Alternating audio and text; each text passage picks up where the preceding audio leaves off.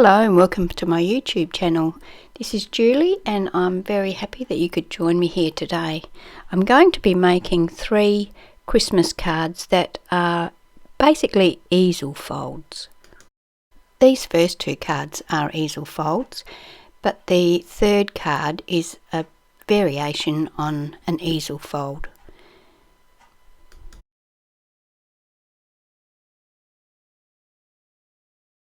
You can see what I mean here. It opens like a normal card. The front is actually a bit shorter than the back of the card. We're going to start with this card. To make the card base, I used white cardstock and I cut 2 pieces. One piece is 5 1/4 inches by 12 inches and the second piece is 5 1/4 inches by 5 1/4 inches. I scored the 12-inch piece at 1 1/4, 2 1/2, 4 1/4, 6 and 9 inches. I'll say that again. I scored the 12-inch piece of cardstock at 1 1/4, 2 1/2, 4 1/4, 6 and 9 inch. To fold the card, I started with the 3-inch fold and I made a mountain fold, and then working back from that I did valley, mountain, alternating, so that I ended up with 3 mountains. I creased that quite firmly and used my bone folder to burnish it so that it would sit nice and flat when I had finished.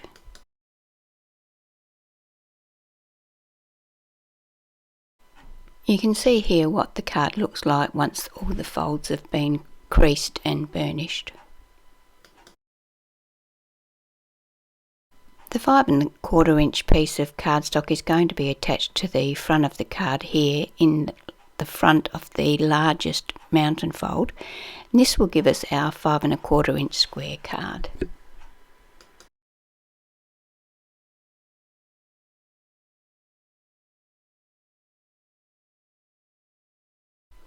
I use my Easle's original tacky glue to attach the loose piece to the folded card base.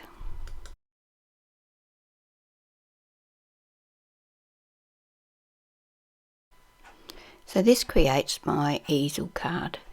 I've got the back section that will prop the card up, and then I've got the mountain and valley folds that will create the concertina section. I'm using the papers from this DCWV paper pad called Merry Bright, so I'm going to flick through there and select some papers to use on this card. All of the pattern papers on this card will be cut 1/4 inch shorter and 1/4 inch narrower than the base section that they're going on, so this pink piece is 5 inches by 5 inches.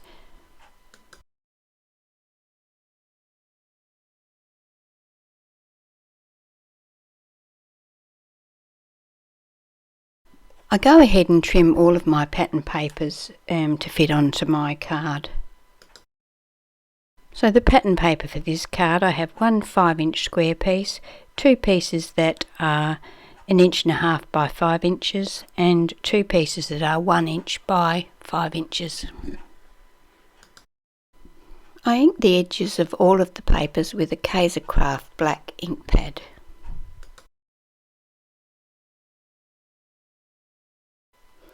All of the pattern papers are then attached to the card base using double-sided tape. I did think about using some foam tape here, but with the folding it wouldn't work. It just would sit too far away and wouldn't compress well enough to keep its folds.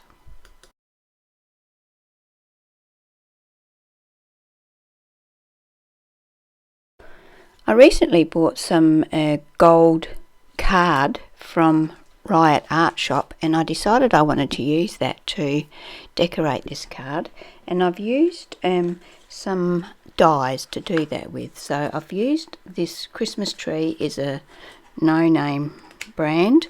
The Merry Christmas greeting is Elizabeth Craft Designs, and the Christmas bauble is a memory box snowflake ornament. So I've cut each of those from the gold cardstock. I wanted to use some black crochet cotton to hang the baubles from the top of the card, so I had to peel the pattern paper back a bit to be able to do that. I used some of the glue to attach the crochet cotton to the card and then stuck the rest of the cotton behind the paper pattern. I then used my glue to attach the baubles to the top of the card.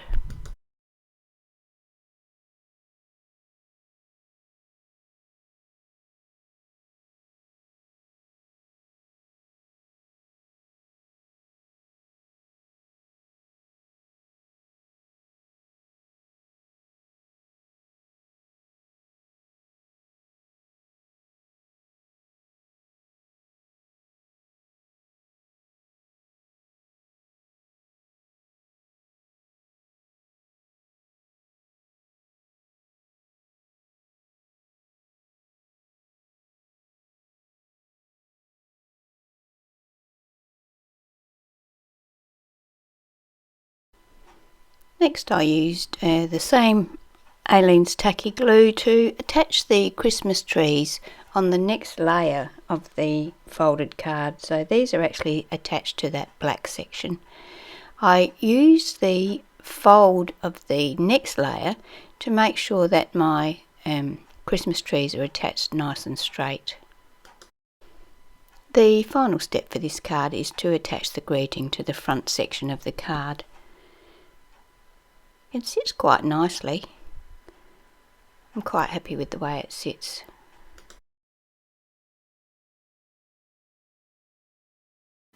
The second card for today is also an easel card, but it's a different fold. You can see here that the base of it goes under the whole thing, whereas the other card did not have a base. To create this card, I cut two pieces of white cardstock that were 5 1/4 inches by 10.5 inches.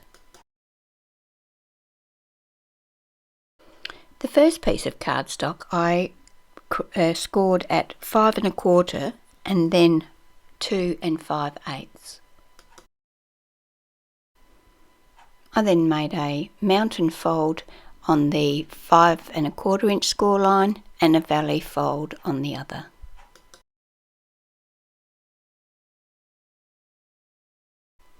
It's very important with these cards to make sure you burnish your folds well. The second piece of 10.5 by 5 1/4 inch cardstock I scored at 5 1/4, 6 3/4, 8 1/4, 9 1/4 and 10 1/4. The first fold, which is at the 1/4 inch mark, is a valley fold, and then you just mountain valley until you come to the end of your score lines.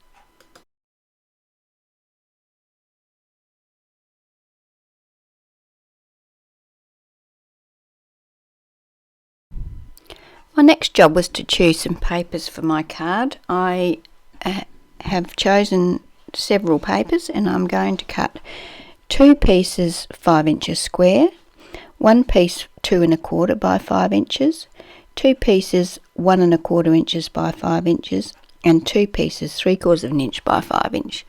So I come by those measurements by cutting my pattern papers once again 1/4 of an inch shorter and 1/4 of an inch narrower than the cardstock area that they're going to go on.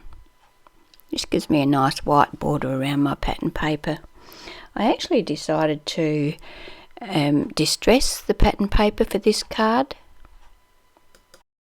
So I used my Prima distressing tool to distress the edges of all of the papers, and I then used my Craft black ink cube to go over the distressed edges.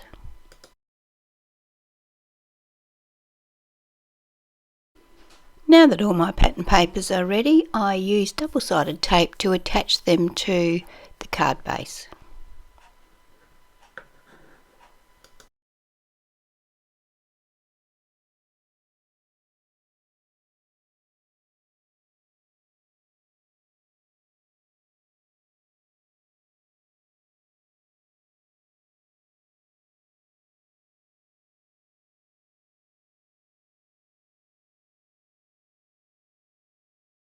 You can see here that on one of the pieces I have not covered one of the smaller half sections.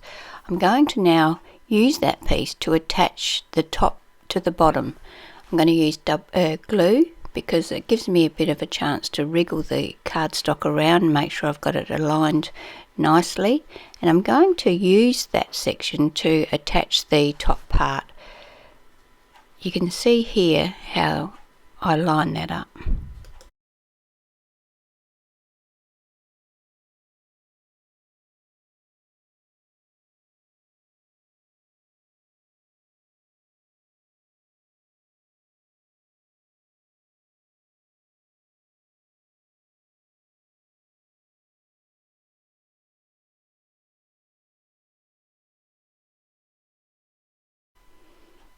Be sure to burnish it nicely so that you can be sure that the card will not come apart.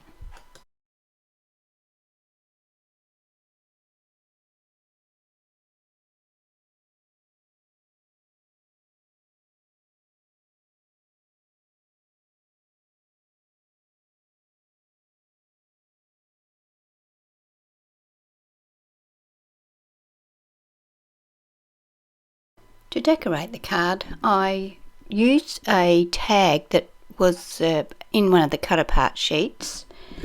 I backed this card with some of the gold cardstock that I had previously used on another card. I used glue to attach the tag to the gold cardstock and then cut the corners off. I used my crocodile to attach a gold eyelet to the tag and then threaded some of the black crochet cotton through the hole.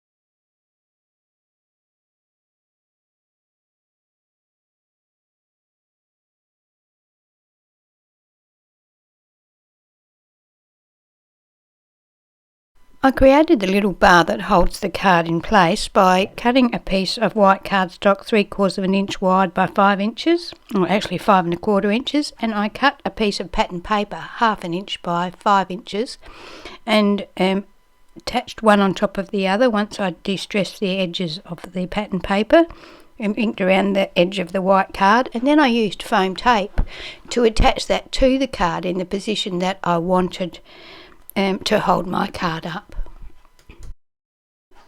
I used this wood-mounted stamp of Santa. I don't know what brand it is. It's a K292, whatever brand it is. And I stamped that onto a piece of white cardstock with a Versamark ink, and then I heat embossed it with black embossing powder.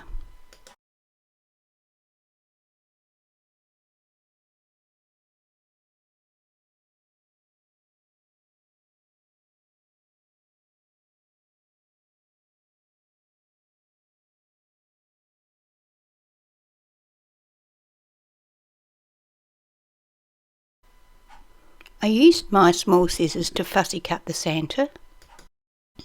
I wanted to add a little bit of colour to Santa, so going with the pink and grey theme of the card, I got some pink watercolour pencils out and using a darker pink around the edge and a lighter pink towards the centre of the hat, I coloured the hat pink and then used a metallic gel pen to colour the holly and the holly leaves.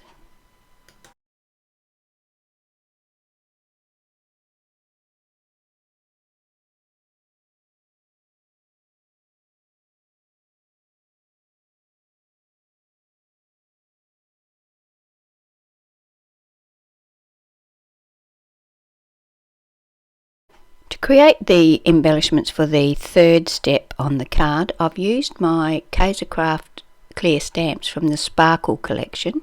I'm going to use all of the Christmas trees on this card, on this stamp set. I'm going to stamp them with my Versamark ink and then heat emboss them with some gold embossing powder. then I'm going to fussy cut them. I'm going to do one large tree, and I'm actually going to do 4 small trees, but I only end up using 3 of them. Once I've fussy cut them, I use the Easle's original tacky glue to attach them to the front step.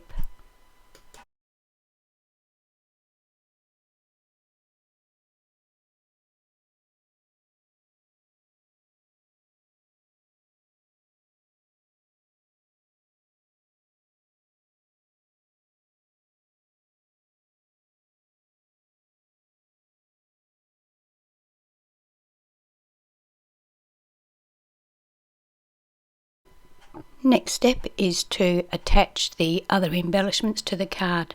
They're all attached with glue and they're all attached flat.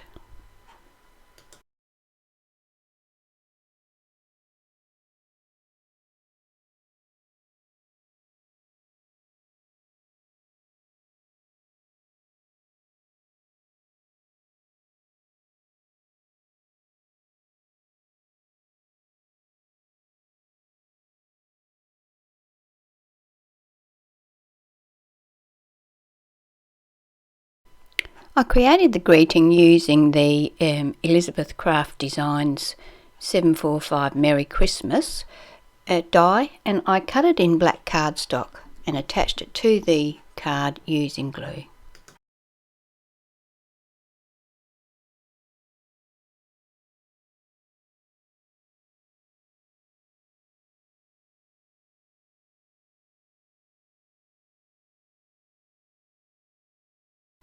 So this is a bit of a close-up view of the card.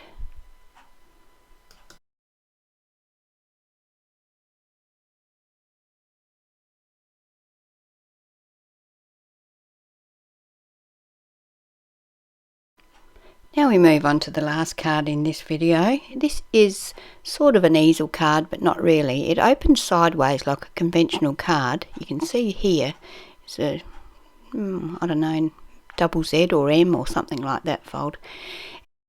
I start by cutting my card base 5 1/4 inches by 12 inches. I then score my card at 5 1/4, 9 1/2 and 10 3/4. Repeat that, 5 1/4, 9 1/2 and 10 3/4.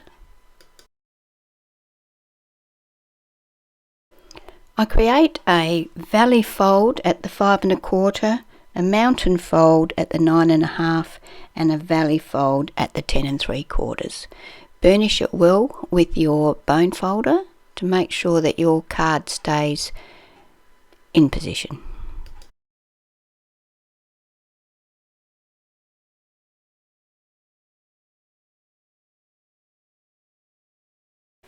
I chose 2 pattern papers from my paper pad, and the first lot of pattern paper I cut 1 piece 5 inches by 5 inches and 2 pieces 4 inches by 5 inches. The second, the pink paper, I cut 4 pieces that were 1 inch by 5 inches. I inked the edges of all of my pattern papers and then attached them to the card using double-sided tape.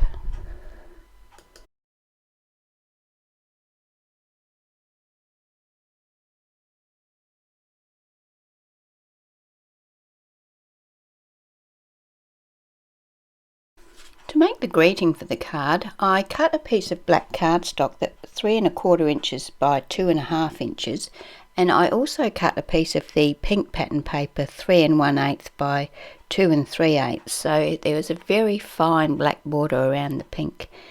I inked around the edges of both of them and then stuck the pink to the black using double-sided tape. I used the Elizabeth Craft Designs Merry Christmas die once again. I cut it in black cardstock. Then I cut a piece of the gold cardstock that I'd used on other cards to 2 1/2 inches by 1 3/4 inches, inked around the edge of it, attached that to the centre of the pink and black piece that I'd already made, and then attached the Merry Christmas to the gold section. Now that my greeting panel is assembled, I then use glue to attach that to the front of the card. To finish embellishing the front of the card, I use this Memory Box Snowflake Tree style 98405. I've cut it in black cardstock, and I'm just going to use some glue to attach it to the side panel.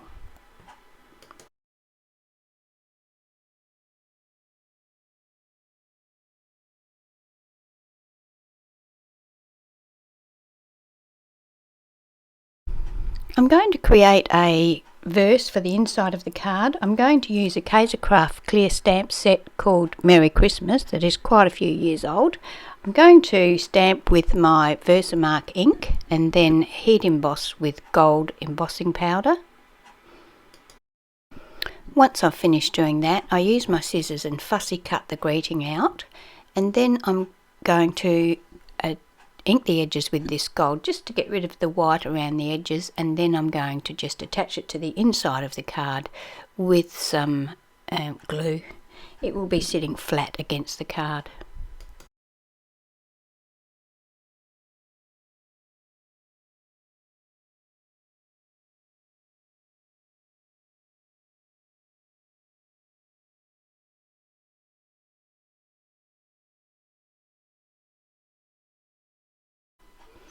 So that completes my cards for today. I've tried to make a couple of different easel cards so you can see the difference. In fact, my preference was the first one that doesn't have the cardstock running underneath. If you keep your folds nice and firm, it sits better, I think, than the other one. But I wanted to try them both, and I wanted to show you how both went. So, and this third card was just a little different fold for a card. Yeah, so I hope you've enjoyed it, and yeah, come back and see my next video. Bye.